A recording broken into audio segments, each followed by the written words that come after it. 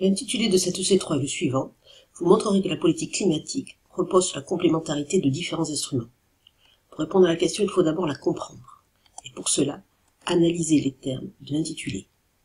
Premier type de terme, ceux qui indiquent la nature du travail à faire. Ici, vous montrerez. Il faut donc prouver. Le terme essentiel est complémentarité. Cela veut dire qu'il y a plusieurs instruments et que ces instruments sont utiles ensemble. En effet, chacun a une utilité, mais aussi des limites, des inconvénients. Une politique climatique efficace doit donc utiliser de manière conjointe ces différents instruments. Le domaine de connaissance, ensuite. Ici, le terme essentiel est politique climatique. Ce sont les instruments dont disposent les pouvoirs publics pour agir sur le climat. D'abord, les instruments réglementaires, c'est la norme, mais aussi les instruments économiques incitatifs. Il y en a alors deux, la taxe et le marché des droits pollués. Enfin, il faut relever les termes qui permettent une délimitation géographique et temporelle du sujet. Autrement dit, les pays et les époques dont il va falloir traiter dans le sujet. Ici, pas de bornage explicite. En revanche, on peut réaliser un bornage implicite. Autrement dit, prendre les pays et les époques où la problématique du développement durable est devenue cruciale. Le monde, et notamment les PDEM, à partir des années 70, avec le Club de Rome. On peut alors reformuler le sujet. Cet intitulé pose en fin de compte deux questions. Quels sont les différents instruments de la politique climatique? Mais aussi, pourquoi sont-ils utiles ensemble? On peut alors élaborer une problématique. En quoi une politique climatique efficace nécessite-t-elle l'adoption de différents instruments? Ou bien, en quoi la diversité des instruments est-elle optimale pour mener à bien une politique climatique? On peut donc donner une première ébauche d'organisation des idées. Dans une première partie, on montrera que les instruments réglementaires sont efficaces, mais qu'ils ont aussi des limites, ce qui impose de passer à de nouveaux instruments, les instruments économiques, qui eux aussi vont connaître des limites, qui nécessitent donc de conserver les normes. On peut alors analyser les documents. Le premier document montre l'évolution des émissions de CO2 par habitant entre 1990 et 2009, avec deux mesures. Premièrement, une mesure en absolu, puisqu'on a les émissions de CO2 en tonnes de CO2 par habitant, mais aussi en relatif, puisqu'on a le taux de variation entre 1990 et 2009. Que nous montre ce document? Et d'abord, lisons quelques données.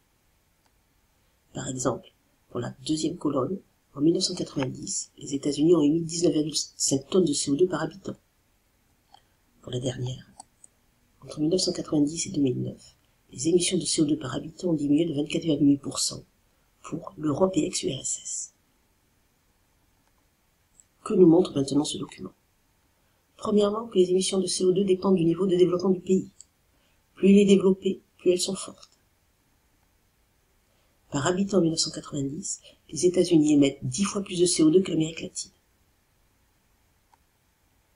Or, le CO2 est source de réchauffement climatique. Les pouvoirs publics doivent agir. Ce document montre aussi une autre information. On note que la plupart des pays riches ont diminué leurs émissions de CO2 par habitant. Par exemple, une baisse de 25% pour l'Europe. En revanche, les pays en développement ont émis davantage de CO2 par habitant. On pourra alors relier ces informations à la courbe environnementale de Kuznets. Le document 2 montre les différentes taxes qui ont pour but de changer les comportements des agents en France. On a à la fois leur montant, en millions d'euros, mais aussi leur poids dans le PIB et dans les prélèvements obligatoires. Ainsi, les recettes fiscales environnementales représentent 2,1% du PIB en 2008. Et elles représentent 4,9% des prélèvements obligatoires, toujours en 2008.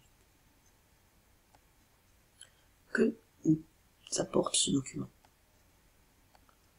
Premièrement, que la taxe sur l'énergie, et notamment la TIPP, entraîne une augmentation du prix des produits pétroliers, Cela a pour conséquence le changement des comportements des consommateurs. Ils vont être incités à l'économiser. De même, les taxes sur les transports entraînent un coût pour les entreprises chaque fois qu'elles vont polluer. Ainsi, elles vont être incitées à réduire cette pollution. De manière générale, les taxes augmentent le coût pour l'agent. Ainsi, il est incité à changer de comportement pour avoir davantage de profit et donc moins de coûts. Le document 3 nous apporte des informations sur le dernier instrument pour la politique climatique, c'est le marché des droits pollués. On a les quantités échangées, mais aussi le prix moyen du quota. Qu'apporte ce document? Premièrement, le succès du marché des droits pollués. En effet, les quotas échangés ont été multipliés par 25 entre 2005 et 2009, mais aussi une limite. Le prix du quota a été divisé par 1,5 entre 2005 et 2009. Ainsi, cette baisse du prix du quota n'incite pas les acteurs à moins polluer. On peut maintenant organiser les idées et réaliser le plan détaillé. Dans une première partie, on montrera que la norme est indispensable et qu'elle a cependant des inconvénients, qui nécessitent de passer à de nouveaux instruments, des instruments économiques, qui eux aussi ont des limites, qui rendent ainsi nécessaire de conserver la norme comme instrument de la politique climatique. On va donc, dans un premier paragraphe, montrer les intérêts et les limites des instruments réglementaires, c'est-à-dire la norme. On va d'abord la définir. C'est une règle légale qui impose une méthode de production ou interdit certaines activités ou pollutions sous peine de sanction. Quels sont les intérêts? Premièrement, c'est facile à mettre en œuvre. Il ne faut qu'un texte de loi. C'est donc aussi peu coûteux. Cependant, mettre en place des normes a des inconvénients. Première limite, il est difficile de contrôler la réduction de la pollution. Deuxième limite, cette norme s'impose à toutes les entreprises de la même manière. Ainsi, cela va limiter la compétitivité de certaines entreprises. Enfin, troisième limite, ne peut inciter les entreprises à se délocaliser. Comme les normes ont des inconvénients, il faut donc passer à d'autres instruments.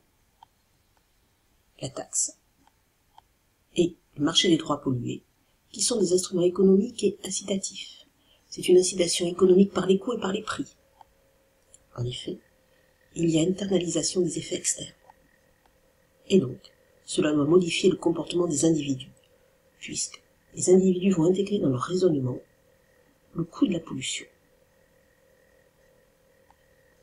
Premier instrument économique, la taxe, dont on a vu les données dans le document 2.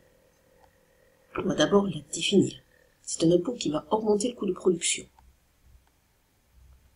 La taxe va avoir des intérêts. Premièrement, c'est un choix libre pour les entreprises. Elles peuvent faire un choix entre payer la taxe ou réduire la pollution. C'est ce que l'on voyait dans le document 1. La taxe assure aussi un double dividende. Il y a à la fois baisse de la pollution, on a vu dans le document 1, mais aussi une augmentation des recettes fiscales. En revanche, là aussi cet instrument a des inconvénients. Premier inconvénient, il y a une incertitude sur le niveau de dépollution, puisqu'on ne sait pas quelle solution les entreprises vont choisir, payer la taxe ou réduire leur pollution. Deuxième limite, la hausse des prix qui résulte de la taxe génère à la fois une baisse du pouvoir d'achat des ménages et une baisse de la compétitivité des prix des entreprises. Et donc, cela peut inciter les entreprises à se délocaliser vers des pays où il n'existe pas de taxe. Cela impose alors de trouver un autre instrument de la politique climatique, c'est le marché des droits pollués. Dans ce cas, l'État fixe le volume total d'émissions autorisées, puis accorde à chaque agent des quotas d'émissions. Ce sont des droits pollués qu'ils ne peuvent dépasser. Les entreprises ont alors le choix.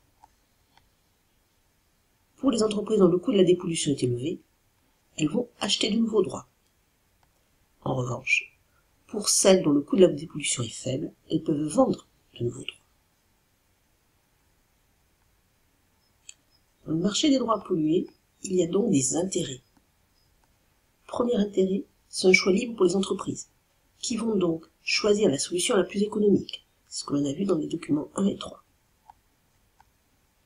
C'est aussi une source de profit, puisque les entreprises qui arrivent à dépolluer fortement peuvent vendre leurs quotas. En revanche, cette solution a aussi des limites. Première limite, le prix du quota est volatile. Les entreprises ont alors peur de faire des investissements coûteux, c'est ce qu'on a vu dans le document 3. Le prix du quota a aussi baissé entre 2005 et 2009, ce qu'on a vu dans le document 3. Ainsi, les entreprises ne sont pas incitées à faire des efforts de dépollution, puisque acheter des quotas est plus économique que de réduire la pollution. Enfin, les petites entreprises n'ont pas d'équipe dédiée à l'achat de quotas. Elles vont donc les payer plus cher, ce qui va réduire la compétitivité prix de ces entreprises, déjà fragiles.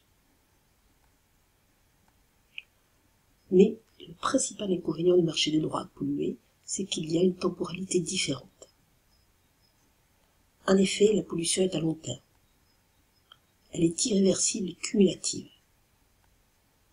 Et donc, elle va affecter les générations futures. Or, la quantité de droits pollués résulte de la politique présente, et donc dépend des aspirations des générations présentes. Dans ces conditions-là, il peut être intéressant pour les pouvoirs publics de mettre en place une réglementation qui va tenir compte des besoins des générations futures. Pour l'introduction et conclusion, il faut toujours une accroche pour l'introduction. Par exemple, une idée tirée du document. La baisse des émissions de CO2 entre 1990 et 2009 dans les PDEM. Ou bien, une idée d'actualité. La COP21 de Paris, un an après. Pour la conclusion, là aussi, on peut utiliser une connaissance du cours. Peut-on aujourd'hui mener une politique climatique en période de chômage et de croissance faible? Ou bien, une idée d'actualité. L'absence de candidats écologistes à la présidentielle 2017 met en évidence que les préoccupations environnementales paraissent aujourd'hui limitées en France.